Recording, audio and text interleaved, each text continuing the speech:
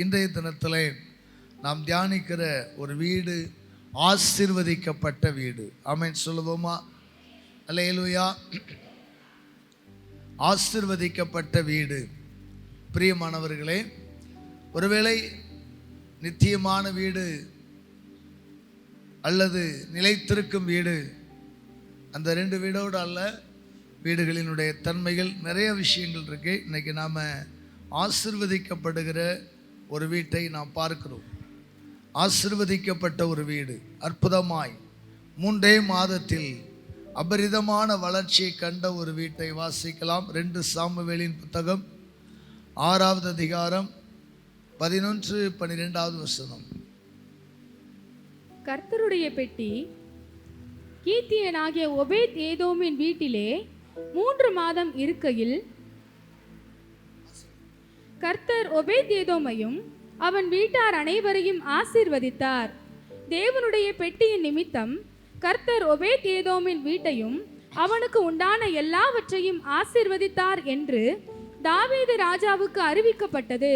அப்பொழுது தாவீது தேவனுடைய பெட்டியை ஒபேத் ஏதோமின் வீட்டிலிருந்து தாவீதின் நகரத்துக்கு மகிழ்ச்சியுடனே கொண்டு வந்தான். Praise God. அல்லேலூயா. கர்த்தருடைய பெட்டி.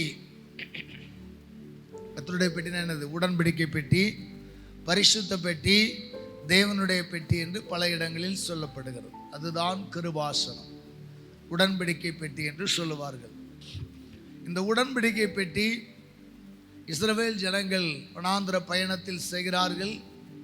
இஸ்ரவேலில் மக்கள் எகிப்திலே கொள்ளையாடின அந்த தங்க பொருட்களை கொண்டு கிருபாசனமும் மற்றும் அற்புதமான அமைப்புகளை செய்து அதை தூக்கி வருகிறார்கள். ஷீலாவிலே கர்த்தருடைய ஆலயத்திலே அந்த பெட்டி இருந்தது. இதை நான் இன்ட்ரோவா ஸ்டோரியா சொல்கிறேன். அப்போது யார் ஆட்சி செய்து கொண்டிருந்தா? ஏலி என்கிற தேவனுடைய மனிதன் ஆலயத்திலே குருக்களாக பணியாற்றினான். அப்போது பெலிஸ்தியர்களுக்கும் இஸ்ரவேலர்களுக்கும் யுத்தம் ஏற்படுகிறது. அந்த யுத்தத்தில் ஜெயம் பெற வேண்டும் என்பதற்காக ஏலியினுடைய குமாரர்கள் ஓப்னி, பினெகாஸ் அந்த பெட்டியை எடுத்துக்கொண்டு பயணிக்கிறார்கள். ஏனென்றால் இந்த பெட்டியை ஏன் யுத்த களத்துக்கு எடுத்துட்டு போறாங்கன்னா, இந்த பெட்டியை சுமக்கிற ஆசாரியர்களின் கால் பட்ட மாத்திரத்தில் யோர்தான் பின்னிட்டு திரும்பியது. கர்த்தர் சொல்லுகிறார், யோர்தானை கடந்து எப்படி போவோம் என்று சொன்னபோது ஆண்டவர் சொல்லுகிறார், இந்த உடன்படிக்கை பெட்டி எடுத்துக்கொண்டு ஆசாரியர்களின் கால் முதலாவது பட வேண்டும் என்று சொன்னார்.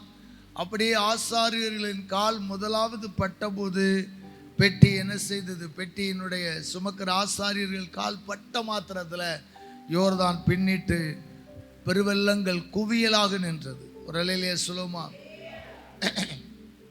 அது மாத்திரல்ல, எரிகோ குறுக்கிடுகிறது. எரிகோவை வீழ்த்த வேண்டும். ஆண்டவர் பெட்டியை தூக்கி கொண்டு என்ன செய்யுங்க, சுற்றி வாருங்கள் என்றார். அவர்கள் 7ஆம் நாள் ஆர்ப்பரித்த போது பெட்டிக்கு முன்பாக எரிகோவின் மதில்கள் தூள் தூளாயிற்று. ஒரு அலையிலே சொல்லுமா? இப்படியாக இந்த பெட்டியினுடைய 1 சாமுவேல் 4:5-8 பெலிஸ்தியர்கள் யுத்தத்துக்கு அணிவகுத்து நிற்கும் போது இந்த பெட்டியை கொண்டு போகிறார்கள். அப்போது அந்த பெலிஸ்தியர்கள் சொல்லுகிற ஒரு வார்த்தையை நாம் வாசிக்க கேட்கலாம். 1 சாமுவேல் 4:5. கர்த்தருடைய உடன்படிக்கை பெட்டி பாளையத்திலே வருகிற போது, கர்த்தருடைய உடன்படிக்கை பெட்டி பாளையத்துக்குள்ளே வருகிற போது இஸ்ரவேலர் எல்லாரும் பூமி அதிரத்தக்கதாக மகா ஆர்ப்பரிப்பாய் சத்தமிட்டார்கள். ஆர்ப்பரிப்போடு சத்தமிட்டார்கள். ஏன்னா பெட்டி வந்துருச்சு. இஸ்ரவேலர்களுக்கெல்லாம் மிகப்பெரிய சந்தோஷம், கர்த்தர் வந்துட்டார். பெட்டின்னா அது பெட்டி அல்ல, பெட்டிக்குள்ள தேவ பிரசன்னம், தேவனுடைய மகிமை. அந்த பெட்டிக்கு முன்பாக யாரும் இதுவரை எதிர்த்து நின்றதில்லை. பெட்டி வந்துருச்சு, நமக்கு ஜெயம், நிச்சயமா நமக்கு வெற்றி என்று மகா சந்தோஷமாய் ஆர்ப்பரித்தார்கள். அடுத்த வசனம். அவர்கள் ஆர்ப்பரிக்கிற சத்தத்தை இஸ்ரவேலர்கள் ஆர்ப்பரிக்கிற சத்தத்தை பெலிஸ்தர் கேட்டபோது பெலிஸ்தியர்கள் கேட்டபோது எபிரேயருடைய பாளையத்தில் ஐயோ, எபிரேயருடைய பாளையத்தில் இந்த மகா ஆர்ப்பரிப்பின் சத்தம் என்ன என்றார்கள். இந்த மகா ஆர்ப்பரிப்பின் சத்தம் என்னவென்றார்கள்.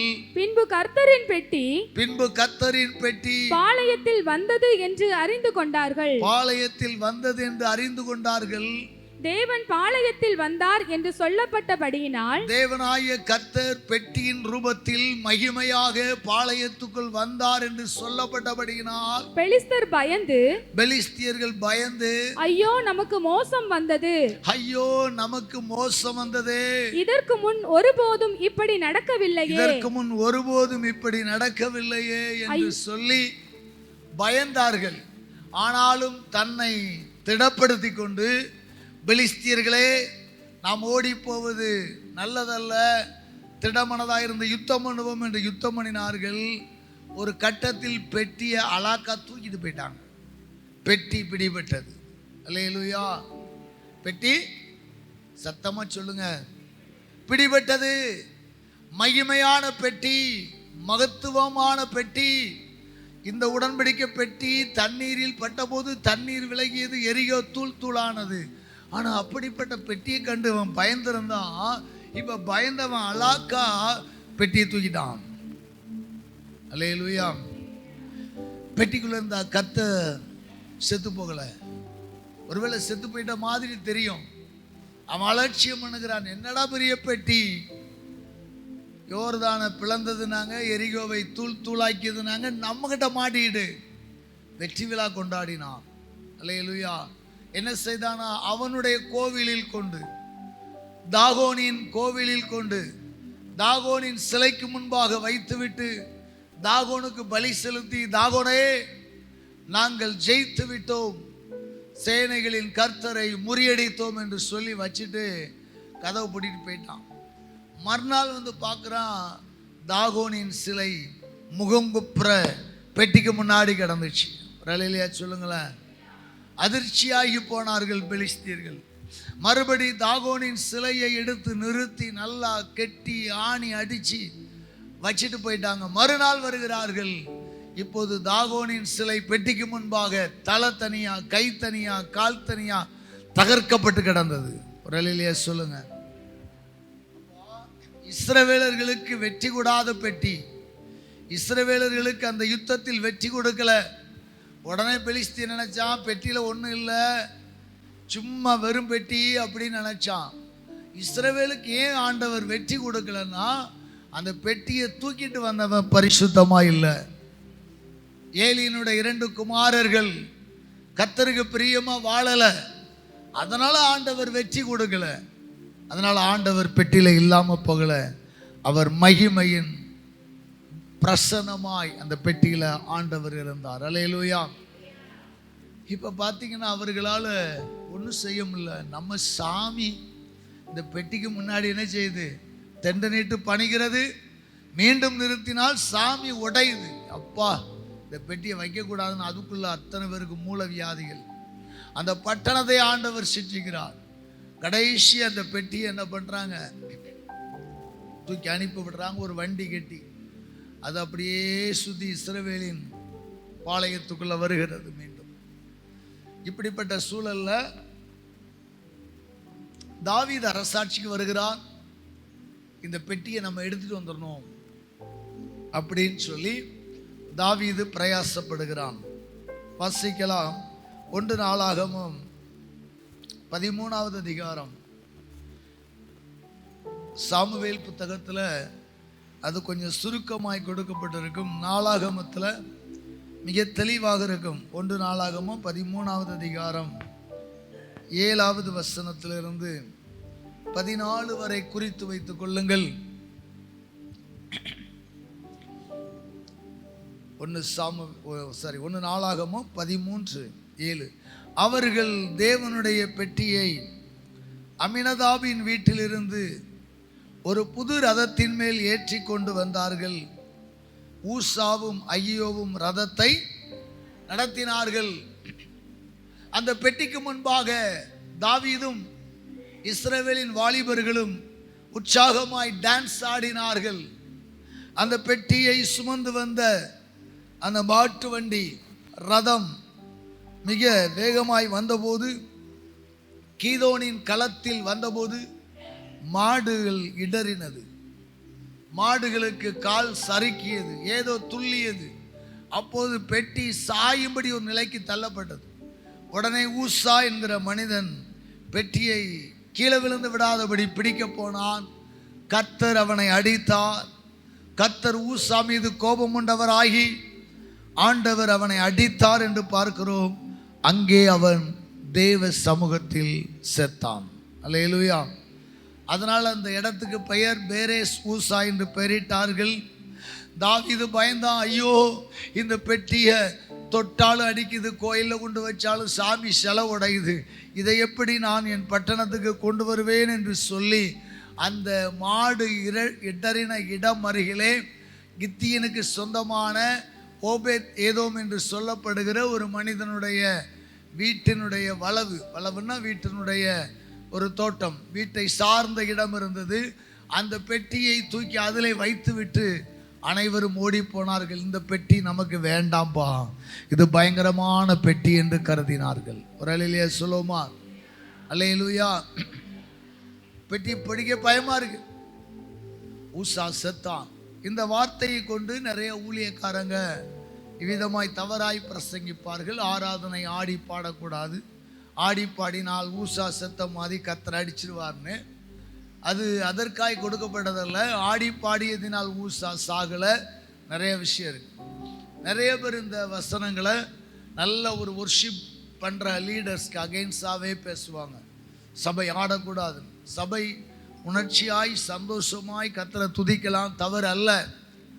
ஆனால் ஏன் இங்கே ஊசா செத்தாங்கிறதே நிறைய பேருக்கு தெரியாது.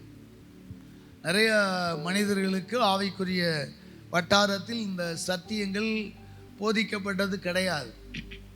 ஏதோ மாடு மறண்டுச்சு, வேகமாக கொட்டு அடித்தான், வேகமாக ஆடுனாங்க, மாடு மறண்டுச்சு, ஊசா செத்தான், அதனால் பெட்டியை போட்டாங்க. இல்லை, சரி பெட்டியை போட்டாங்க, பெட்டியை போட்டு தாவீது வந்துட்டான். ஆனால் மறுபடி தாவீதுக்கு தகவல் சொல்லப்படுகிறது. அந்த வசனத்தை தான் நாம் வாசித்தோம் 6:11-12. தாவீதுக்கு சொல்லப்படுகிற செய்தி என்னவென்றால், தாவீதே வேண்டாம் என்று நாம் போட்டுட்டு வந்துட்டோம் பெட்டி. என்னைக்கு ஓபேத்தேதோம்ல அவன் வீட்டில் அந்த பெட்டி இருந்துச்சோ அன்னையிலிருந்து அவனுக்கு ஆசீர்வாதங்கள். அல்லேலூயா. எவ்வளோ நாள் இருந்துச்சான்? 3 மாதம். 3 மாதம் இருக்கையில் ஆண்டவர் ஓபேத்தேதோமையும் அவனுக்கு உண்டான அவனையும் அவன் வீட்டாரையும் அவனையும் அவனுக்கு உண்டான எல்லாவற்றையும் ஓபேத்தேதோமை ஆசீர்வதித்து அவனுடைய உறவுகளை ஆசீர்வதித்து அவன் வீட்டிற்குள் வந்தவர்களையெல்லாம் தெய்வம் ஆசீர்வதித்தான். அல்லேலூயா. அன்பான தெய்வ பிள்ளைகளை, இன்றைக்கு நாம் ஆசீர்வதிக்கப்படுகிறது மாத்திரமல்ல, என்னை சார்ந்தவர்கள் ஆசீர்வதிக்கப்படணும். ஆமென். என் வீட்டிற்கு வருபவர்களெல்லாம் ஆசீர்வதிக்கப்படணும். என் உடன் பிறந்தவர்களெல்லாம் என்னை விட ஆசீர்வாதமாக இருக்கணும். அப்படி ஜெபிக்க நிறைய பேருக்கு மனது வராது. என்னை விட மேலே வந்துடக்கூடாதுங்கிறதுல தான் நிறைய பேர் இருப்பாங்க. ஆனால் கிறிஸ்தவர்களாகிய நாம் அப்படி இருக்கக்கூடாது. என் சகோதரனை ஆசீர்வதியும், என்னை விட மேலே ஆசீர்வதிங்க சொல்லி பாருங்களேன், ஆண்டவர் ஆசீர்வதிப்பார். அல்லேலூயா, அல்லேலூயா. 1992 வருஷம் தான் இருக்கு நினைக்கிறேன், ஊழி ஆரம்பித்த வருடங்கள். அப்போது இயேசு விடுவிக்கிறார் 4 மாவடியில் அந்த ஃபஸ்ட்டு இயேசு விடுவிக்கிறார் தேவனுடைய கூடாரம், முதல் கூடாரம் கட்டப்பட்ட நாட்கள். அப்போது வாலண்டியர்ஸாக நிற்கிறோம். அந்த திறப்பு விழாவுக்கு வாலண்டியர்ஸ் தூத்துக்குடிலேருந்து கிட்டத்தட்ட 50 பேருக்கு மேலே போயிருந்தோம். அதில் எனக்கு ஒரு பொறுப்பு கொடுக்கப்பட்டது. ஸ்டேஜ் பக்கத்தில், ஸ்டேஜுக்கு வேறு யாரும் ஏறிட விடாமல் தடுக்கிறதுக்காக ஒரு வேலையை கொடுத்துருந்தாங்க. அப்போது இருந்து அந்த பிரசங்கத்தை நன்றாய் கவனித்தேன். அப்போது பிரதர் டிஜி தினகரன் அங்கிள் தான் அந்த தேவனுடைய கூடாரத்தை கட் பண்ணி டெடிகேஷன் பண்ணி ஜெபித்தார்கள். அந்த நாளில் பிரதர் மோகன் ஒரு சாட்சி சொன்னாங்க. என்ன சாட்சினா, மோகன் சீலாசரஸ் அவர்கள் சென்னையில் வாழ்கிற காலத்தில் ரட்சிக்கப்பட்ட புதுசில் ஊழியம் செய்யும்படியாக ஊழிய பயிற்சிகள் படித்து கொண்டிருந்த காலத்தில் அப்போ சென்னையில் முழுகிற ஜெபம் ரொம்ப ஃபேமஸாக நடக்கும். பாஸ்டர் ஜீவானந்தம் ஐயான்னு சொல்லி அவர் தலைமையில் நடத்தப்படும். நிறைய பரிசுத்தவான்கள் ஒன்று கூடி ஜெபிப்பார்கள். அந்த ஜெபத்துக்கு தினகரன் எங்கள் செய்தி ஐயாவெல்லாம் செய்தி. அப்போ மோகன் சீலாசர் சாதாரண ஒரு நபராக அப்போ தான் ஊழியத்தை ரட்சிக்கப்பட்டு சில இடங்களில் சாட்சி சொல்ல ஊழியங்களை செய்கிற ஒரு காலம். அப்போது ஜெபிக்க முழங்கால் படியிட்டார்களாம். அப்போது தினகரன் அங்கள் ஜெபித்தாங்க. ஐயா அந்த பிரதர் மோகன் சி அவர்களுக்காக ஜெபித்த போது அவர்கள் சொல்லி ஜெபித்த ஒரு வார்த்தை மோகன் சொன்னாங்க, இந்த மாதிரி ஆண்டவரே, நான் மகன் மேலே ஒரு ஊழிய பிரதிஷ்டை காண்கிறேன், ஒரு ஊழிய அழைப்பை காண்கிறேன், இவனை கொண்டு நீர் ஊழியம் செய்யும்படி சித்தம் வைத்திருக்கிறதை காண்கிறேன். ஆண்டவரே, இந்த மகன் செய்கிற பட்டணங்களில் ஊழியங்களில் மிகப்பெரிய விருத்தியை கொடுங்க. என்னை காட்டிலும் பல மடங்கு இந்த மகன் பெரிய ஆசீர்வதிக்கப்படும். ஏசலைக்கிறார் ஊழியங்களை விட மிகப்பெரிய ஊழியங்களாய் மாறணும். அல்லேலூயா. அந்த சாட்சியம் மோகன் சொன்னாங்க, தினகரன் சொல்ல, மோகன் சியை சொல்லிட்டு அழுதார். மனதார ஆசீர்வதிக்கிற ஒரு தேவனுடைய மனிதர். அல்லேலூயா. நாம் ஒருவரை ஒருவர் ஆசீர்வதிக்க வேண்டும். அப்படியாக ஓபேத் ஏதோமின் வீட்டாரை கர்த்தர் ஆசீர்வதித்தார். அவனை மட்டுமல்ல, அவன் வீடு முழுவதும் ஆசீர்வதிக்கப்பட்டது. இந்த செய்தி கேட்டவுடன் தாவீது மீண்டும் பெட்டியை கொண்டு வர மனதாயிருக்கிறான். அல்லேலூயா. முதல்ல பெட்டியை கொண்டு வந்தான். எலியேசர் வீட்டிலேருந்து பரிசுத்தப்படுத்தி ஆனால் கீழே விழுந்து மாடு மிரண்டு பெட்டியை போட்டு வந்தாங்க. இப்போ 2வது முறை இந்த பெட்டி ஓபேத் ஏதோமின் வீட்டில் வந்த பின்பு இவ்வளவு செழிப்பாயிருக்கிறது. அப்படியானால் என்னுடைய பட்டணத்துக்கு நான் கொண்டு வருவேன் என்று சொல்லி அவன் பிரயாசப்பட்டு அவன் இப்போது பெட்டியை கொண்டு வருவதற்காக முயற்சி எடுக்கிறான். 1 நாளாகமம் 15வது அதிகாரம் 1 வசனம். அவன் தனக்கு தாவீதின் நகரத்தில் வீடுகளை உண்டாக்கி தேவனுடைய பெட்டிக்கு ஒரு ஸ்தலத்தை ஆயத்தப்படுத்தி அதற்கு ஒரு கூடாரத்தை போட்டான். Praise God. அல்லேலூயா. நன்றாய் கவனியுங்கள். கர்த்தருடைய ஆசீர்வாதமான பெட்டி, கர்த்தருடைய மகிமையான பெட்டி உங்கள் கூடாரத்திற்கு வந்து உங்களையும் உங்கள் வீட்டாரையும் என்னையும் நம் அனைவருடைய வீட்டாரை ஆசீர்வதிக்க வேண்டுமையானால் பெட்டி வருமுன்னதாக நம்முடைய வீடு பரிசுத்தமாக்கப்பட வேண்டும். அல்லேலூயா. முதல்ல தாவீது அதை செய்யல. முதல் ரவுண்டில் பெட்டியை தூக்கிட்டு வரும்போது தாவீது நோ ப்ரிப்பரேஷன், எந்த விதமான முன்னெச்சரிக்கையான நடவடிக்கை எடுக்கல. ஆனால் இப்போது தேவனுடைய பெட்டியை எடுக்க அவன் கடந்து செல்லும் முன்னதாகவே தாவீது கர்த்தருடைய பெட்டியை வைப்பதற்காக ஒரு ஸ்தலத்தை ஆயத்தப்படுத்தி ஒரு மகிமையான கூடாரத்தை போட்டான். கரங்களை தட்டி ஒரு அல்லேலூயா சொல்லுவோம். அல்லேலூயா, அல்லேலூயா. சில பேர் கார் வாங்குறதுக்கு முன்னாடி ஒரு கார் செட்டை போட்டு வீட்டை கட்டுவாங்க. சில பேர் காரை வாங்கிட்டு ஒரு கார் செட்டு போடுவாங்க. இது நம்முடைய வசதி, எப்படினாலும் பரவாயில்லை. நீ காரை வாங்கிட்டு செட்டு போட்டாலும் சரி, செட்டை போட்டுட்டு காரை வாங்கினாலும் சரி. ஆனால் தேவனுடைய மகிமையை நம்ம வீட்டுக்குள்ள கொண்டு வரணும்னா, தேவனுடைய ஆசீர்வாதம் நிறைந்த அந்த பிரசன்னமுள்ள கிருபாசனத்தை என் வீட்டுக்கு கொண்டு வரணும்னா அதற்கு முன்னதாக என் வீடு ஆயத்தப்பட வேண்டும். ஒரு அல்லேலூயா சொல்லுமா. என் வீடாகி என் இருதயம் ஆயத்தப்பட வேண்டும். என் இருதயம் சுத்திகரிக்கப்பட வேண்டும். ஏதோ வீட்டில் போய் தனியாக ஒரு ரூமை ரெடி பண்ணுங்கன்னு சொல்றதுக்கு நான் வரல.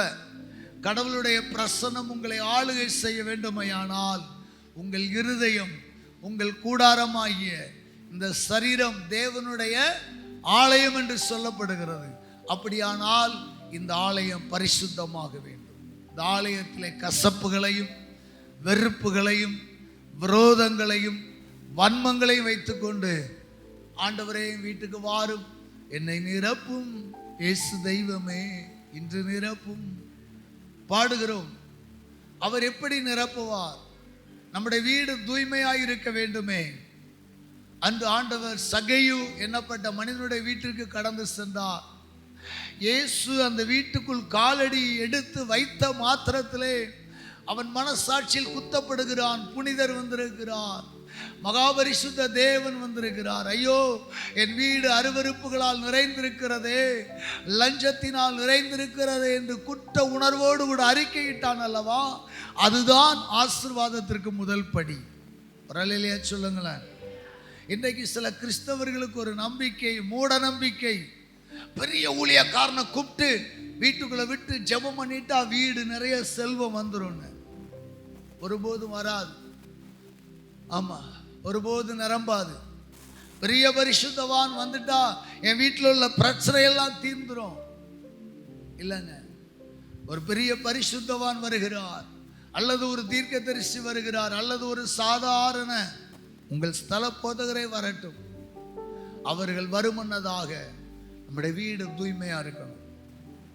உங்க வீட்டில் உபவாச ஜெபம் வைக்கிறீங்க, உபவாச ஜெபத்தை தொடங்குறதுக்கு முன்னாடி 1 மணி நேரம் ஆகிலும் 1/2 மணி நேரம் ஆகிலும் நீங்கள் ஜெபித்து, ஆண்டவரே என் குடும்பத்திற்கு ஏற்ற வார்த்தை எங்கள் போதகர் நாவிலிருந்து வர வேண்டும், ஆண்டவரே உம்முடைய ரேமா வார்த்தை புறப்பட்டு வர வேண்டும், ஒரு தீர்க்க தரிசனத்தின் குரலை நான் கேட்கணும், ஆண்டவரே என் குடும்பத்திற்கு ஏற்ற வார்த்தை தாரும், என்னை தகுதிப்படுத்தும், என்னை பரிசுத்தப்படுத்தும், என் தேவனுடைய மனிதன் என் வீட்டிற்கு வருவது எனக்கு ஒரு ஆசீர்வாதமாக இருக்கட்டும்.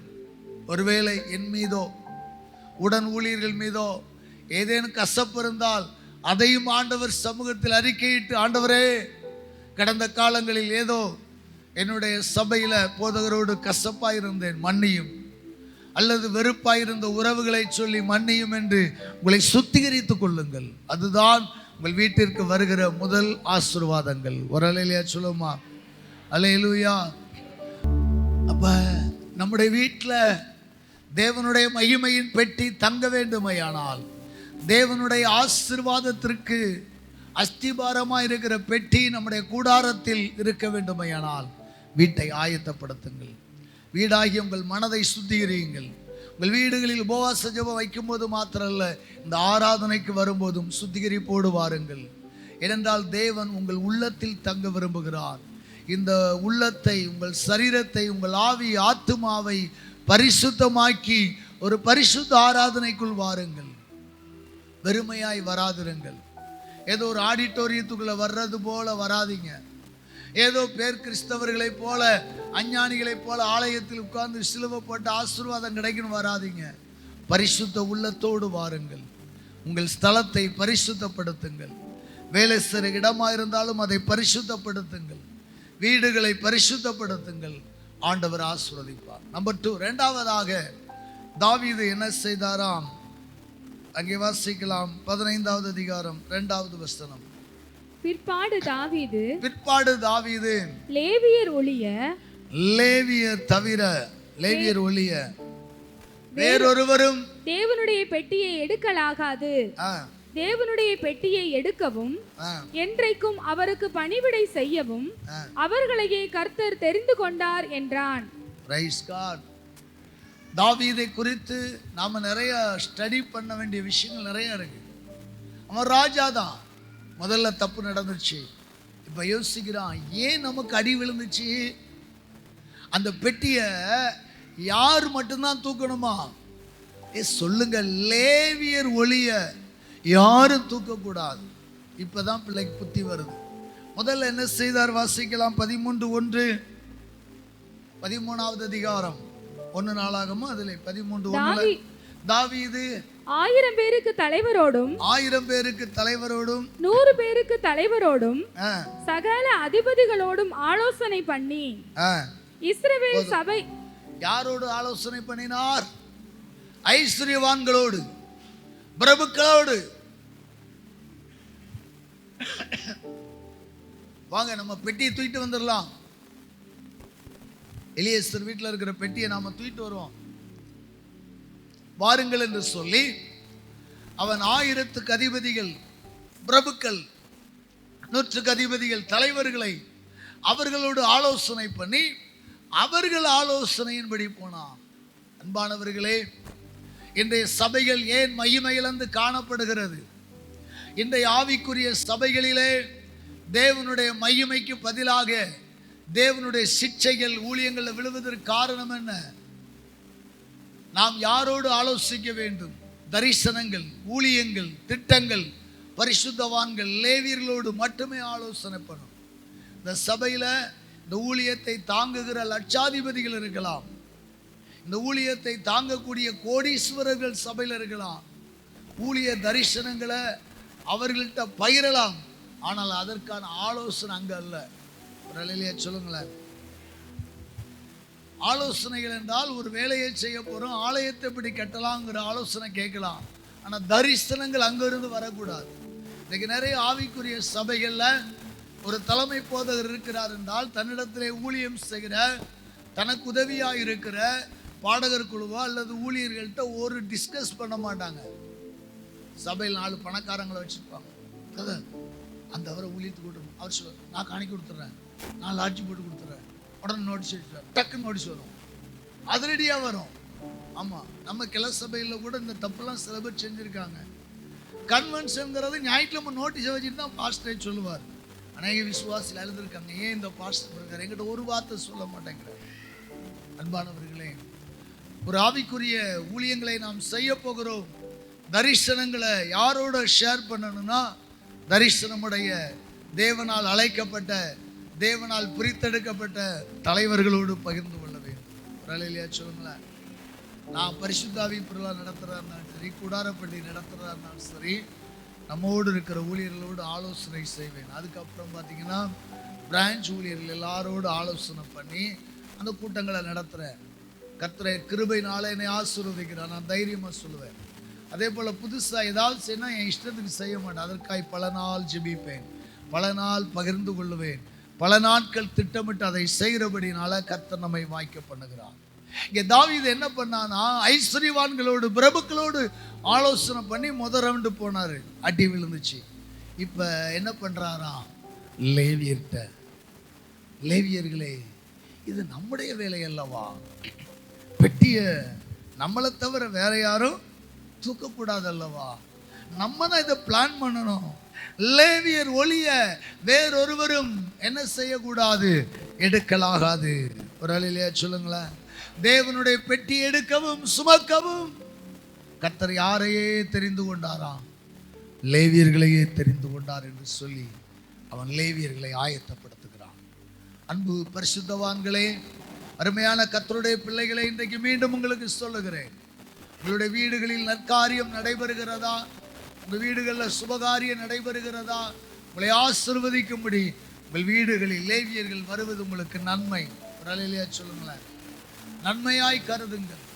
பாஸ்டரோடு அழைக்கப்பட்ட உடன் ஊழியர்கள் எங்கள் வீட்டிற்கு வந்து ஜெபிக்க வேண்டும் என்று கூறுங்கள். ஆனால் சில வீடுகளில், சில குடும்பங்களில் நடைபெறுகிறது, என்னை அழைப்பார்கள், ஆனால் காலமுள்ள ஜெபம் பண்ணுற டிவிஷன் லீடருக்கு நோ இன்ஃபர்மேஷன், சொல்லவே மாட்டாங்க. ஏன் தெரியுமா, அவங்க பாம்போல ஒரு ஓரத்தில் இருக்கிறதுனால அவங்க மேலே இருக்கிற அந்த பிரச்சனை தெரியாமல் செய்யக்கூடாது. ஒரு நிலையிலேயே சொல்லுங்களேன். நான் அடிக்கடி சொல்லுவேன், ஃப்ராங்க் ஓப்பனாக சொல்கிறேன், மறைவாலாம் சொல்லணுங்கிற அவசியம் இல்லை. உங்கள் வீட்டில் ஒரு நல்ல காரியம் நடக்குதா, எனக்கு சொல்கிறீங்களோ இல்லையோ, எனக்கு சொல்லுவீங்க கண்டிப்பாக. அடுத்து உங்கள் டிவிஷன் லீடருக்கு சொல்லுங்கள், உங்களுக்காக ஜெபிக்கிற ஊழியர்களுக்கு சொல்லுங்கள். சில வீடுகளில் இன்விடேஷனே வராது, எனக்கு வரும். பிரான்ச் உடன் ஊழியர்களுக்கே போகாத நிலைமைகள்லாம் இருக்கு. மாறணும். ஏன்னா உங்கள் பிள்ளைகளுக்கு திருமணம் ஆகணும்னு நீங்கள் ஜெபிக்கிறீங்களே இல்லையோ, இங்கே ஜெபகோபுரத்தில் ஒவ்வொரு பிள்ளைங்க ஜெபிக்கிறத கர்த்தர் அறிவார். நீங்கள் வீட்டை கட்டணும்னு ஜெபிக்கிறதுல உங்களை விட அதிகமாக ஜெபிக்கிற நேரங்கள் இங்கே சாதாரணமான ஊழியக்காரங்க உண்டு. அற்பமாக எண்ணாதிருங்கள், லேவியர்களை அற்பமாக எண்ணாதிருங்கள், அவர்களையும் நேசியுங்கள். இப்போ தாவீது லேவியர்களை கையில் எடுக்கிறான். மூன்றாவதாக வாசிக்கலாம் 15வது அதிகாரம்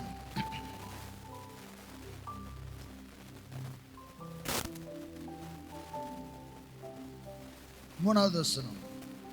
அப்படியே கர்த்தருடைய பெட்டிக்கு தான் ஆயத்தப்படுத்தின அதன் ஸ்தலத்திற்கு அதை கொண்டு வரும்படி தாவீது இஸ்ரவேலை எல்லாம் எருசலேமிலே கூடி வர செய்தான். பிரைஸ் காட், ஹல்லேலூயா. 12வது வசனம் வாசிக்கலாம். 15-12. அவர்களை நோக்கி, லேவியரில் நீங்கள் பிதாக்களுடைய சந்ததிகளின் தலைவர், லேவியர்களில் என்ன செய்றான்? பிதாக்களின் சந்ததிகளின் தலைவர், நீங்கள் இஸ்ரவேலின் தேவனாகிய கர்த்தரின் பெட்டியை அதற்கு நான் ஆயத்தம் பண்ணின ஸ்தலத்திற்கு கொண்டு வரும்படி உங்களையும் உங்கள் சகோதரரையும் பரிசுத்தம் பண்ணிக் கொள்ளுங்கள். Praise God. Hallelujah. இப்ப லேவியர்கள் அழைக்கப்பட்டார்கள். லேவியர்களுக்கு ஒரு வெயிட்டிங் பீரியட் கொடுக்கப்படுகிறது. உங்களை பரிசுத்தமாக்கிக் கொள்ளுங்கள், நீங்கள் பரிசுத்தமான பின்புதான் இந்த வேலையை செய்ய வேண்டும், நீங்கள் உங்களை பரிசுத்தப்படுத்திக் கொள்ளுங்கள் என்று சொல்லி அவர்களுக்கு பரிசுத்தப்படுத்துவதற்கான கால அவகாசங்களை கொடுக்கிறான். ஆனா முதல்ல என்ன செய்தானா?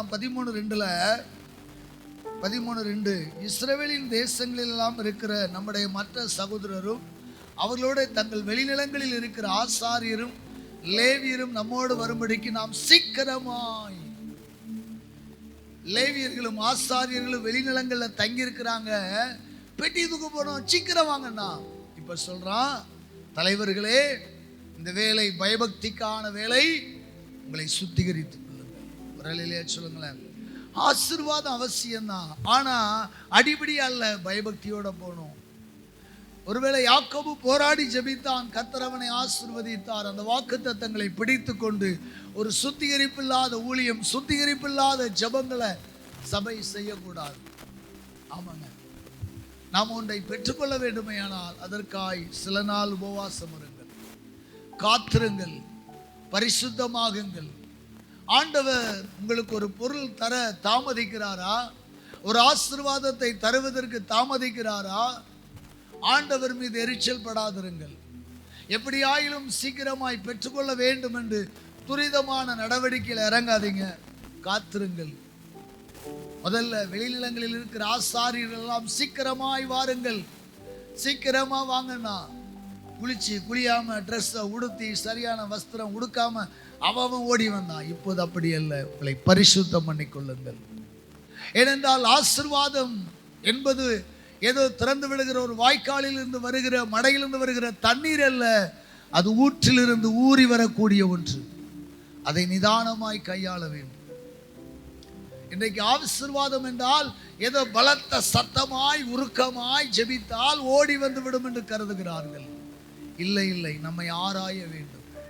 நம்மை ஆராய்ந்து நம்மை சுத்திகரித்து ஜெபித்தாதான் அங்கே ஒரு அற்புதமான ஆசீர்வாதங்கள் கடந்து வரும். 15-13 வாசிக்கலாம்.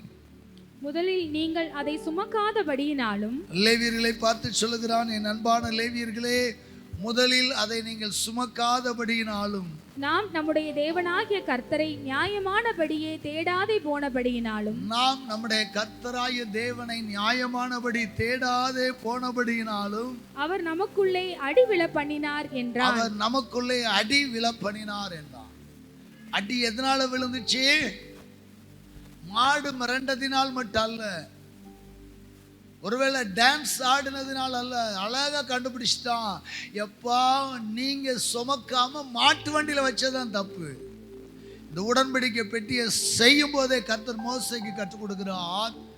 நீங்க பாத்தீங்கன்னா அதுல ஒரு வளையத்தை சொருகணும். இந்த ஒரு பெரிய நீல கம்புகளை சொருகி ஆர்சி கோவில்ல சின்ன சப்பரம் தூக்குவாங்க. பெரிய சப்பரத்துக்கு முன்னாடி சிலுவையை வச்சு தூக்குவாங்க, ஒரு 2 பெரிய கம்பை விட்டு. அதே போல கம்பை விட்டு மனிதர்கள் தூக்கணும், ஆசாரியர்கள் தோல்ல தூக்கணும். அதுதான் பிரமாணம். ஒரு அலையிலேயே சொல்லுங்களேன், அதுதான் முறை. ஆனா தாவீது என்ன பண்ணிட்டார்னா, நல்ல புது வண்டி செஞ்சு குதிரை வண்டியில கொண்டு தூக்கி வச்சுட்டாங்க. இப்ப தாவீதுக்கு புரியுது, பைபிளை படிக்கிறான், நியாயப்பிரமாணங்களை படிக்கிறான். எப்பா எப்பா, இந்த பெட்டி இப்படி சொல்லுங்க தூக்கக்கூடாது. நாம நியாயமானபடி தேடாதபடியினாலே, கர்த்தருடைய கட்டளைப்படி நியாயமா நாம அதை தூக்காதபடியினால, அதை சுமக்காதபடியினால கர்த்தர் அடி விழ பண்ணினார். இனி ரொம்ப கவனமா நம்ம செய்யணும் அப்படின்னு சொல்லி அவன் மோசே கற்பித்தபடி 15 வாசிக்கலாமா? பின்பு லேவி புத்திரர் கர்த்தருடைய வார்த்தையின்படியே மோசே கற்பித்த பிரகாரம் தேவனுடைய பெட்டியை அதன் தண்டுகளினாலே தங்கள் தோள் மேல் எடுத்துக்கொண்டு வந்தார்கள். பிரைஸ் காட், அல்லேலூயா. பின்பு லேவி புத்திரர் கர்த்தருடைய வார்த்தையின்படியே மோசே கற்பித்த பிரகாரம். இப்ப தாவீது இப்ப எங்க போயிட்டாரு? தோரா புத்தகங்களை படிக்க ஆரம்பிச்சிட்டாரு, பழைய ஏற்பாடுகளை படிக்க ஆரம்பிச்சிட்டாரு, முந்தின பரிசுத்தவான்களின் வாழ்க்கையை படிக்க ஆரம்பிக்கிறாரு. இந்த பெட்டியை எப்படி ஆப்ரேட் பண்ணணும், இந்த பெட்டியை எப்படி கையாளணும், இந்த பெட்டியை யார் தூக்கணும், பெட்டியை தூக்கும் போது என்ன செய்யணும் அப்படிங்கிற விவரத்தை படிக்கிறதுக்கு அவர் எங்க போயிட்டாரு? பழைய ஏற்பாட்டுக்கு போயிட்டார். ஆனா இன்றைய சபை பழைய ஏற்பாட்டை புறம்பே தள்ளுகிறது. சில கள்ள உபதேசிகள் பழைய ஏற்பாடெல்லாம் நமக்கு தேவையில்லை, ஒரு நியூ டெஸ்ட்மெண்ட் பாக்கெட்டுக்குள்ள வச்சுட்டு இது போதும், இயேசு சொன்ன வார்த்தை போதும், போதும் தான் இல்லைன்னு சொல்ல. இயேசுவின் வார்த்தை அவசியமானது, அத்தியாவசியமானது. ஆனால் பழைய ஏற்பாடு என்பது அழிந்து போன ஒன்று அல்ல, அது நிழலாக இருக்கிறது. ஒரு அலையிலையா சொல்லுங்களேன். நாம் ஆசீர்வதிக்கப்படுவதற்கு சில சத்தியங்களையும் சில பாடங்களையும் வேதம் நமக்கு கற்றுத்தருகிறது. இது தேவையில்லைன்னா என்றைக்கோ ஒரு நாள் இது நீக்கி இருப்பார்கள். இந்த பழைய ஏற்பாடு நீக்கப்படுமையானால் புதிய ஏற்பாடு சாதாரண ஒன்றாய் காணப்படும். இந்த பழைய ஏற்பாட்டையும் புதிய ஏற்பாட்டையும் ஒப்பிட்டு பார்க்கும்போது தான் இந்த வேதம் ஜீவனுள்ளது என்பதை நாம் அறிய முடியும். அல்லேலூயா. பழைய ஏற்பாட்டை படிக்கிறோம், ஆகா பெட்டியை யார் தூக்கணும்? லேவியர் தான் தூக்கணும். சும்மா தூக்கூடாது, அவன் பரிசுத்தமாக்கப்படணும். அவன் யார் முதல்ல படிக்கணும்? பெட்டிக்கு முன்னாடி யார் போகணும்? யூதா போகணும், யூதா பாடணும். இப்படி சில பிரமாணங்களை கற்றுக்கொண்டு அவன் சரியாக அதை செயல்படுத்த தொடங்கினான். கர்த்தர் ஆசீர்வதிப்பாராக. அன்பான தேவ பிள்ளைகளை, இன்றைக்கு நம்முடைய வீட்டிலே ஒரு ஆசீர்வாதங்கள் கடந்து வர வேண்டும். யார் ஜெபித்தால் என்ன, எப்படி ஜெபித்தால் என்ன அல்ல, நம்ம வாழ்க்கை எப்படி வாழணுங்கிறத கற்றுக்கொள்ளுங்கள். கடவுளுடைய கட்டளைகளை கற்றுக்கொள்ளுங்கள். பழைய ஏற்பாட்டில் நமக்கு ஆண்டவர் வைத்திருக்கிற சில பிரமாணங்களை கற்றுக்கொள்ளுங்கள். பழைய ஏற்பாடை கம்ப்ளீட்டாக நாம் ஒழித்து விட முடியாது. கர்த்தருக்கு கொடுப்பதும் கர்த்தருக்காய் பிரயாசப்படுவதையும் பழைய ஏற்பாட்டில் படிக்கணும். எபிரேயர் புத்தகத்தை வாசித்து பாருங்கள். எபிரேயர் புத்தகம் புதிய ஏற்பாட்டு காலங்களில் எழுதப்பட்டது. அதை எழுதியது பவுல் அடியாரா இல்லை வேறு மனிதர்களா என்கிற சந்தேகங்கள் இன்றைக்கும் முடிவு பெறவில்லை. ஆனாலும் அது புதிய ஏற்பாட்டில் எழுதப்பட்டது. வாசித்து பாருங்கள். அங்கே புதிய ஏற்பாடு என்றால் ஏதோ தீத்து தீமோத்தேயுக்கு எழுதினது போல ஒரு கடிதமாக இராது. பழைய ஏற்பாட்டில் சொல்லப்பட்டுள்ள பலிகள், பலி பொருட்கள், பழைய ஏற்பாட்டினுடைய ஆசாரியத்துவம், பழைய ஏற்பாட்டினுடைய காணிக்கைகள், பலிகள் எல்லாவற்றையும் எபிரேயரில் எழுதப்படுகிறது. ஏன், எதற்காக எழுதுகிறார்கள் சொல்லுங்க?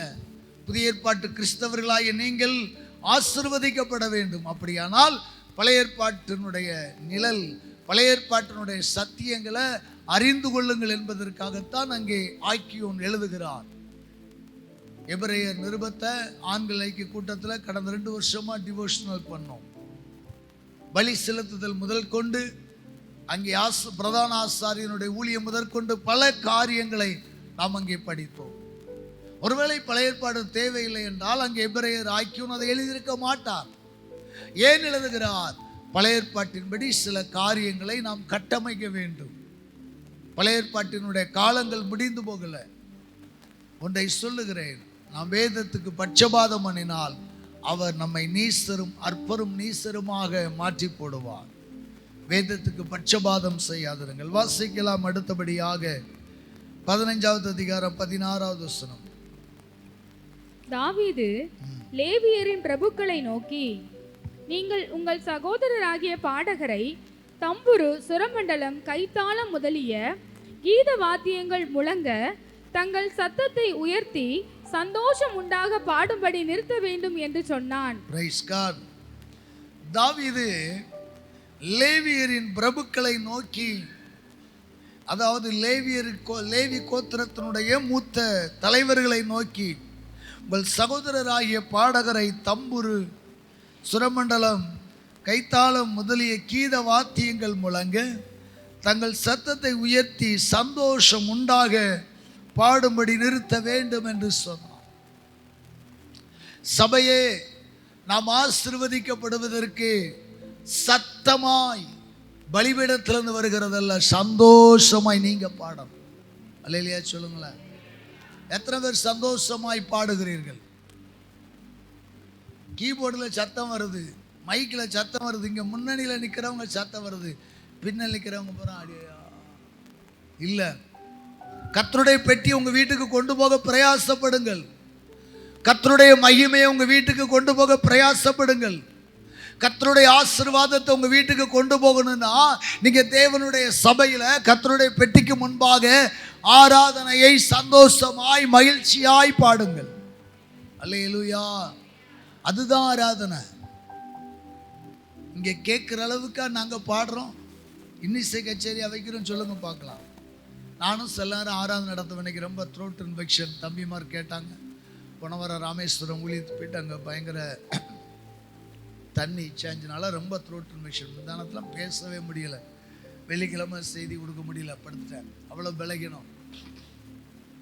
இன்னைக்கு கூட த்ரோட்டு சரியில்லை தான். ஆனாலும் பாட எனக்கு விருப்பம் இல்லை. நீங்களே பாடுங்க தம்பின்னு.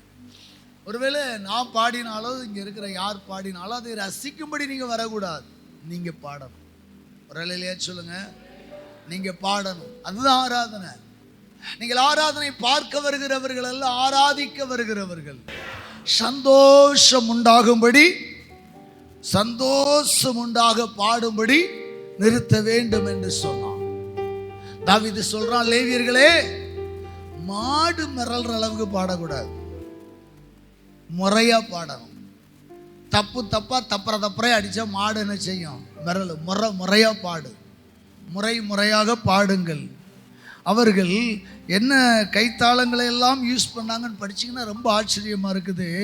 அங்கே 19 பாடகராய ஏமானும் ஆசாப்பும் எத்தானும் பஞ்சலோக கைத்தாளங்களை துணிக்க பண்ணி பாடினார்கள். பஞ்சலோக கைத்தாளம் அப்படின்னு என்ன தெரியுமா? அந்த சிங்கி இருக்குல்ல, சிங்கி வெங்கலம்னு நீங்கள் சொல்லுவீங்க. ஆனால் நம்ம ஊரில் கொட்டுக்காரன் அடிக்கலாம் பித்தளையும் வெங்கலம். ஆனால் பஞ்சலோகம்னா ஐம்புலம், இந்த இது சொல்ல ஐம்பொன்பாங்கல்ல, ஐம்பொன்னினால் செய்யப்பட்ட பெரிய சிங்கி, அதை வச்சுலாம் அடிச்சிருக்கிறாங்க. அதனுடைய சத்தம் அடித்து அப்படியே வைப்ரேட் ஆகி போயிட்டே இருக்கிற மாதிரி இருக்கும். பார்த்தீங்கன்னா அப்படி அடிச்சிங்கன்னா அந்த சத்தம் அது இருந்து போகும். ட்ரம்ஸில் உண்டு பாருங்கள். ட்ரம்ஸ்னு பெரிய ட்ரம்ஸில் அடிக்கும்போது ஒரு அடி அடிப்பாங்க, டங்குன்னு கிர்ன்னு போயிட்டுருக்கும். அதான் பஞ்சலோகம். இப்படி முறையாக பாடுவதற்கு, நேர்த்தியாக பாடுவதற்கு அவன் நிபுணர்களை ஏற்படுத்தினான். 22 வாசித்து பாருங்கள். லேவியருக்குள்ளே கெனானியா என்பவன் சங்கீத தலைவனாக இருந்தான். அவன் நிபுணனானபடியால் கீத வித்தையை படிப்பித்தான். நிபுணன் அப்படின்னா என்ன அர்த்தம்? தேறினவன். ஆமாம், நிபுணர்கள்.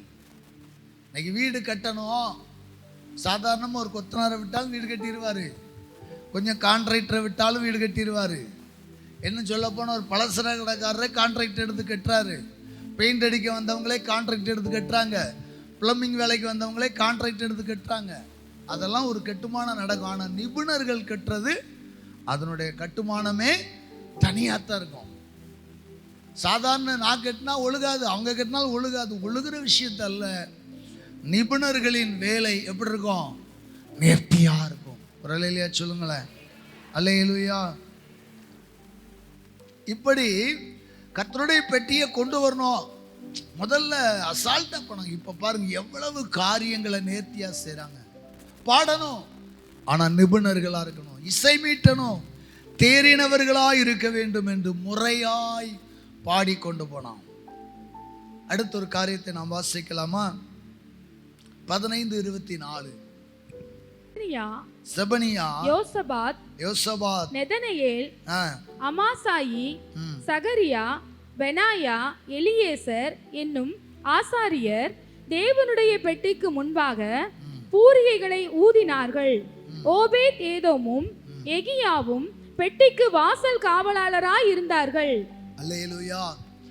ஓபேத் ஏதோமும் எகியாவும் பெட்டிக்கு வாசல் காவலர்களாயிருந்தார்கள். பெட்டி காக்கப்பட வேண்டியது அவசியம். பெட்டிக்கு முன்பாக ஆடி பாடி துதிப்பது அவசியமானால் பெட்டியை காக்கணும். பெட்டியை தூக்கிட்டு போறாங்க, ஒருவேளை களைப்படைந்து இறக்கி வைக்கிற இடத்துல பெட்டி பக்கம் வேற யாரும் என்ன செஞ்சிடக்கூடாது, நெருங்கிடக்கூடாது. அதனால காவலுக்கு யாரை வைக்கிறான்? ஏற்கனவே அனுபவம் பெற்ற ஓபேத்ஏதோமை வைக்கிறான். ஏன்னா அவன் வீட்டில் இருந்து அந்த பெட்டி இவ்வளவு நாளா இருந்துச்சு. அந்த பெட்டியை மிருகங்களோ வேறு மனிதர்களோ தொடராதபடி அவன் வீட்டில் 3 மாதம் பத்திரமா வச்சிருந்தான். ஏற்கனவே பத்திரப்படுத்தின அனுபவம் இருந்தபடியினால அந்த ஓபேத்ஏதோமையும் உடனடியாக கூடவே எகியாவையும் பெட்டிக்கு வாசல் காவலர்களாய் வைத்திருந்தார்கள். ஒரு அலையிலேயே சொல்லுமா, பெட்டிக்கு வாசல் காவலுக்கு ஆளை வைத்தார்கள். அன்பானவர்களே, கர்த்தருடைய பெட்டியாகிய கிருபாசனம் நம்முடைய கூடாரத்துக்கு வரணும்னா நம்முடைய கூடாரம் காவல் காக்கப்பட வேண்டும். அந்நிய நுகங்கள் பிரவேசிக்காதபடி, கடவுளுக்கு பிரியமில்லாத அருவருப்புகள் நம்முடைய வீட்டுக்குள்ள வராதபடி நம்முடைய வீடு காவல் காக்கப்பட வேண்டும் என்பதில் எச்சரிக்கையாயிருங்கள். ஏதோ என்னுடைய வீட்டை பரிசுத்தப்படுத்தினேன் மாத்திரமல்ல, பரிசுத்தப்படுத்தினால் மட்டும் போதாது, பரிசுத்தப்படுத்தின வீட்டுக்குள் அந்நிய நுகங்கள், அந்நிய ஆலோசனைகள், வேறு எந்த விதமான இச்சைகள், வேறு யார் உறவு வழியாக எந்த விதமான மதுபானங்களோ எந்த விதமான புகையிலை வஸ்துக்களோ வராதபடி என் வீடு பாதுகாக்கப்படணும். ஒரு நிலையிலே சொல்லுங்களேன், வீடுகளை பாதுகாக்க பழகுங்கள். கடைசியாக வாசிக்கலாம் 26வது வசனம் படிக்கலாம்.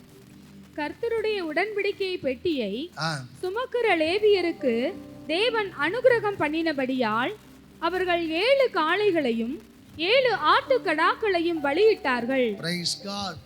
கர்த்தருடைய உடன்படிக்கை பெட்டியை சுமக்கிற லேவியருக்கு தேவன் அனுக்கிரகம் பண்ணினபடியால், அனுக்கிரகம் சகாயம் பண்ணினபடியினால். ஏன் சொல்லப்படுதுன்னா, இந்த பெட்டியை தான் ஏற்கனவே ஊசா தொட்டவனை கர்த்தர் அடிச்சார். இப்ப தூக்குறவனை கர்த்தர் அடிக்கல. ஏன்? அனுக்கிரகம் பண்ணினார். எதினாலே அனுக்கிரகம் பண்ணினார்? அவர்கள் தங்களை பரிசுத்தம் பண்ணினார்கள். எப்படி பரிசுத்தம் பண்ணினார்களாம்? பலி செலுத்தி பரிசுத்தம் பண்ணினார்கள். அல்லேலூயா. ஆமாங்க, கர்த்தருடைய பெட்டி நம்ம வீட்டுக்கு வரணும். கர்த்தருடைய மகிமையுள்ள பிரசன்னம் என் வீட்டை ஆசீர்வதிக்கணும்னா நீங்கள் விசேஷித்த பலிகளை செலுத்துங்கள். ஆமென் சொல்லுவோமா? அல்லேலூயா. நாம் விசேஷித்த பலிகளை கர்த்தருக்கு செலுத்த வேண்டும். நம்முடைய ஆராதனை பலிகள் போல ஒரு ஸ்தோத்திர பலிகள், ஒரு பொருத்தனை பலிகள் ஆண்டவருக்கு நாம் செலுத்த வேண்டும். உலக பிரகாரமான மார்க்கங்களிலும், பேர் கிறிஸ்தவர் கத்தோலிக்க திருச்சபை மார்க்கங்களிலும் சில பலிகள் செலுத்துவார்கள். பார்த்துருக்கீங்களா? தன் குடும்பத்தின் பெயரை சொல்லி இன்றைய பூசை எங்கள் சார்பாக வையுங்கள். மரித்து போனவர்களுக்காக சில ஊரில் பூசை வைக்கப்படும். இன்றைய திருப்பலி இன்னாருக்காக வைக்கப்படுகிறது என்று சொல்லி ஃபாதர் சொல்லுவாங்க. இது அதே போல் இந்துக்களில் அர்ச்சனை தட்டை கொடுத்து இந்த பேரில் அர்ச்சனை பண்ணுங்க சொல்கிறாங்கல்ல, அதுதான். அப்போ இந்துக்களில், இஸ்லாமியில், கிறிஸ்தவத்தில், ஆர்சியில், சிஎஸ்லாம் அது இருக்குது. ஆனால் நம்மகிட்ட மட்டும் கிடையாது. ஒருவேளை உங்கள் பேரை சொல்லி அல்ல, இன்னைக்கு நம்ம ஒரு பிறந்த நாள் வர்றோம், முன்னாடி கூப்பிடுறோம். எதுக்காக சொல்லுங்கள்? எதுக்காக கூப்பிடுறோம்? ஒரு கிஃப்ட் தர்றதுக்கு இல்லை. இது பார்த்தீங்கன்னா 50-100 ரூபா ரேட்டில் கொடுக்குறோம். இந்த பரிசு வாங்குவதற்குள்ள நீங்கள் கர்த்தரின் சமூகத்திற்கு வரும்போது நல்ல ஒரு ஸ்தோத்திர பலிகளோடு கூட காணிக்கையோட கர்த்தருக்கு முன்பாக வந்து பலியிடணும். இங்கே வந்ததுக்கு அப்புறம் இல்லை, வர்றதுக்கு முன்னாடியே ஜெபத்தோடு வரணும். ஆண்டவரே, என் ஆயுஷ் நாட்களை கூட்டித்தாங்க. இந்த வருஷம் ஃபுல்லாக என் ஆயுஷ் நாளை தந்ததுக்கு ஸ்தோத்திரம். சும்மா கிடையாது. நம்மெல்லாம் ஜீவனோடு இருப்போம்னா தேவனுடைய பெரிய கிருபை. ஒவ்வொரு மரணங்களையும், ஒவ்வொரு விபத்துக்களை நாங்கள்லாம் பார்க்கும்போது ஐயோ தலை சுற்றுகிறது. நேற்று இருந்தவன் இன்னைக்கு இல்லை. கடந்த நாளில் ஒரு அருமையான தம்பி குற்றாலத்தில் ஒரு தடாகத்தில் குளிக்க போய் விழுந்துட்டாப்புல. ஆமாம். இன்னும் பார்த்தீங்கன்னா பொதிகுளம் கமுதி பக்கத்தில் ஒரு 2 தம்பிமார் கேரளா போய் குளிக்க போய் நல்லா குளிச்சு நீச்சல் அடிக்கிற பையன் தான். திடீர்னு பார்த்தீங்கன்னா ஒரு சுழி அப்படியே இழுத்துட்டு போச்சு. எங்கே போச்சுன்னா தெரில. இப்படி எத்தனையோ பேர் அகால மரணங்களும் எதிர்பாராத மரணங்கள் நேரிடுகிறது. கிருபையாக நம்மளை வச்சிருக்கிறாரு. ஏதோ பிறந்த நாள் சொன்னோன்னே ஒரு 50-100 போடுறதுக்கு இல்லை.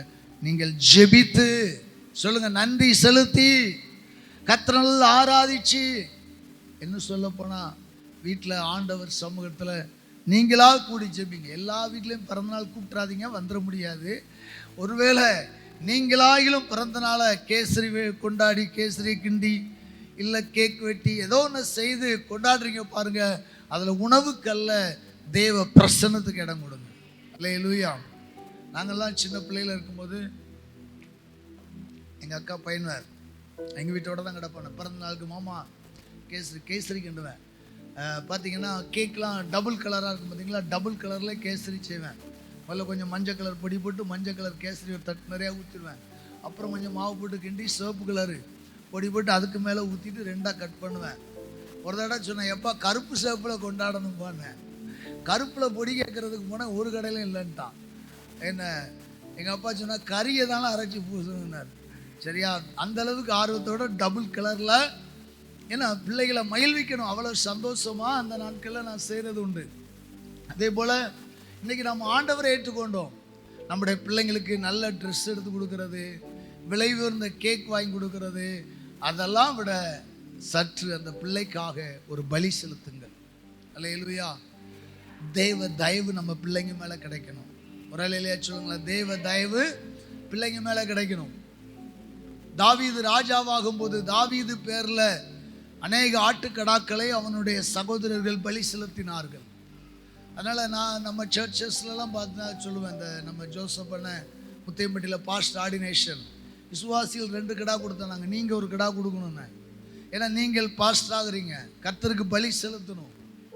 பாஸ்டர் டைட்டாக இருக்குண்ணா, டைட்டோ லூஸோ கண்டிப்பாக செய்யணும் கர்த்தருக்கு. ஏனென்றால் கடவுள் நம்மை அவருடைய ராஜ்யத்திற்காய் பிரித்தெடுக்கிறார். நாம் தேவனுடைய பணியை செய்யும்படி முழு நேரமாய் வருகிறோம். கர்த்தருக்கு நம்முடைய விசேஷித்த பொருத்தனை பலிகள் இருக்கணும். டிசம்பர் 27 ஆட்டுக்கிடா வருது. ஏதோ நாம் சமைப்பதற்காக மட்டும் அல்ல, புசிப்பதற்காக மட்டும் அல்ல. நம்முடைய வீடுகளில் இந்த வருஷத்தில் ஏதாயிலும் நல்ல காரியம் நடந்தால் அதற்கு நன்றி பலனாக செலுத்துங்க. இந்த வருஷத்தில் கல்யாணம் முடியுதா, இந்த வருஷத்தில் யார் யார் ஃபேமிலிலாம் கல்யாணம் முடியுதோ கண்டிப்பாக ஒரு ஆட்டுக்கடா கொண்டு வரணும். வீடு கட்டி பால் காய்க்கிறீங்களா, கண்டிப்பாக ஒரு கிடா கொண்டு வரணும். நன்மையான காரியங்களை தேவன் செய்கிறபடியினால் அவருக்கு நாம் பலி செலுத்துகிறோம். அதுதான் முறை, அதுதான் மூதாதையர்கள் செய்தார்கள். இப்போ தாவீது லேவியர்களுக்காக ஒரு பலி செலுத்துகிறான். கர்த்தருடைய கண்களில் தயவு கிடைத்தபடியினால், வரலையிலே சொல்லுங்களேன், கர்த்தர் லேவியருக்கு அனுக்கிரகம் பண்ணினபடியினால் 7 காளைகளை 7 ஆட்டுக்கடாக்களை பலியிட்டார்கள். கடைசியாக 15:27 வாசித்து நாம் ஜெபித்து முடிவு தாவீதும் பெட்டியை சுமக்கிற சகல லேவியரும், தாவீதும் பெட்டியை சுமக்கிற சகல லேவியரும், பாடகரும் பாடகரின் வேலையை விசாரிக்கிற தலைவனாகிய, பாடகரின் வேலையை செய்கிற விசாரிக்கிற தலைவனாகிய கெனானியாவும் வெள்ளிய புடவையான சால்வைகளை தரித்திருந்தார்கள். Price God. தாவீது ஜன்னல் நூல் ஏபோத்தை தரித்திருந்தான். Price God. அல்லேலூயா. விசேஷித்த வஸ்திரங்களை உடுத்திக் கொண்டார்கள். நாம் ஆசீர்வதிக்கப்படணும். நம்முடைய முழங்கால் தேய ஜெபிப்பது மட்டுமல்ல, நமக்கு ஒரு தகுதியான உணவு, தகுதியான வஸ்திரம், தகுதியான ஜீவியம் செய்ய வேண்டும். எத்தனை பேர் விசுவாசிக்கிறீங்க? கர்த்தரனை ரட்சித்தார், கர்த்தரனை ஆசீர்வதித்தார், அதனால நான் எப்படி வாழுவேன் அல்ல, தகுதியான வஸ்திரங்கள். ஏன்னா என் வீட்டுக்குள்ள தேவனுடைய பெட்டி வரணும், என் வீட்டுக்குள்ள தேவனுடைய மகிமை வர வேண்டும் என்பதற்காக தாவீதும் பெட்டி சுமக்கிற சகல லேவியரும் பாடகரும் பாடகரின் வேலையை விசாரிக்கிற தலைவனாகிய கெனனியாவும் மெல்லிய புடவையான சால்வையை தரித்தார்கள். பாட்டுப்படிக்கு ஒரு வாய்ப்பு கொடுக்குறோம், எப்படி இல்லை, கொஞ்சம் பாட போகிறோம், காணிக்கப்பட்ட மேலே நம்முடைய வஸ்திரங்கள் யாருக்கும் இடர்லாமல் இருக்கணும். நம்ம ஊழியம் செய்ய போகிறோம், நம்முடைய வஸ்திரம் யாருக்கு இடர்லாமல் இருக்கணும். நம்ம பலிபீடத்தில் நின்று பிரசங்கிக்க போகிறோம், என்னுடைய உடை பாவனைகள் யாருக்கு இடர்லாமல் இருக்கணும். பாருங்க, முதல்ல இஷ்டத்துக்கு வந்தாங்க, இப்போ முறையான வஸ்திரங்கள். தாவீது ஒரு அரசன், ஆனால் அங்கே நான் பார்க்கலாம், அவன் எதை உடுத்தினானாம்? சணநூல் ஏபோத்தை தரித்திருந்தான். ஒரு ஆசாரியனுக்குரிய வஸ்திரத்தை, அதாவது ஆசாரியனுக்குரிய வஸ்திரம் இல்ல, பரிசுத்த வஸ்திரம். தாவீது ராஜா தான், அவன் ராஜ வஸ்திரத்தை தரிக்கல, கர்த்தருக்கு முன்னதாக உபவாச வஸ்திரத்தை தரித்தான். சணநூல் வஸ்திரம் என்பது ரெட்டு வஸ்திரத்துக்கு சமமானது. ஏனென்றால் நான் ஒரு கனத்துக்குரிய வேலையை செய்கிறேன். அல்லேலூயா. கனத்துக்குரிய ஒரு காரியத்தை செய்கிறேன். கர்த்தருடைய மகிமையை ராஜ்யத்துக்குள்ள கொண்டு வர போறேன். ஓபேத் ஏதோமின் வீட்டை ஆசீர்வதித்த கர்த்தருடைய பிரசன்னத்தை என் ராஜ்யத்துக்குள்ள கொண்டு வர போறேன், என் ராஜ்யம் ஆசீர்வதிக்கப்படணும், என் பட்டணம் ஆசீர்வதிக்கப்படணும்னு சொல்லி அவன் பரிசுத்த வஸ்திரத்தை உடுத்தி கொண்டான், ஆடம்பரங்களை அல்ல. கண்களை மூடி நாம் ஜெபிப்போமா? இன்றைக்கு இந்த அற்புதமான பெட்டியை நம்முடைய கூடாரத்திற்குள் கொண்டு வர பிரயாசப்படுவோம். இன்றைக்கு இந்த அற்புதமான மகிமை நிறைந்த பெட்டியை நம்முடைய திருச்சபைக்குள்ள, நம்ம வாசஸ்தலத்துக்குள்ள, நம்ம கம்பெனிக்குள்ள, நம்முடைய வியாபார ஸ்தலத்துக்குள்ள நமக்குள்ள கொண்டு வர பிரயாசப்படுவோம். ஒரு விஷயம் எல்லாரும் ஆண்டவர் சமூகத்தில் எழுப்பி நிற்கலாமா?